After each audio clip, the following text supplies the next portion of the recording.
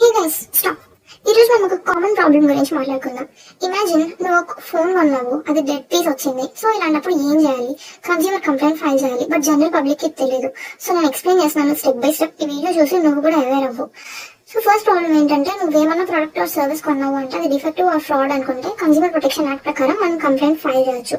So procedure ఏంటి అంటే, seller కి రిటర్న్ నోటీస్ ఇవ్వాలి, ఈమెయిల్ ఆర్ లెటర్ ద్వారా.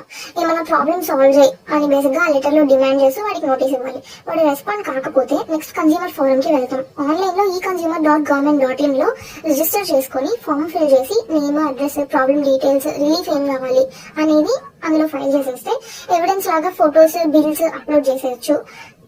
సో నెక్స్ట్ స్టెప్ ఏంటంటే, ఫారం యాక్సెప్ట్ చేస్తుంది. యాక్సెప్ట్ చేస్తే హియరింగ్ ఉంటుంది.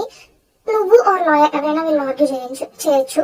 కానీ చిన్న కేసెస్ కి లాయర్ అవసరం ఉండదు, జడ్జ్మెంట్ వచ్చేస్తుంది. కాంపెన్సేషన్ ఆర్ రీప్లేస్మెంట్ ఇవ్వచ్చు. ఇది ఫ్రీ, ఆల్మోస్ట్ నామినల్ ఫీ ఉంటుంది.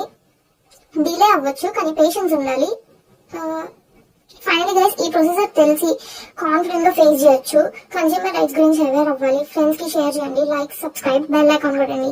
నెక్స్ట్ వీడియోలో ఇంకో ప్రాబ్లం తీసుకొని వస్తాను. జై హింద్, టేక్ కేర్, బై.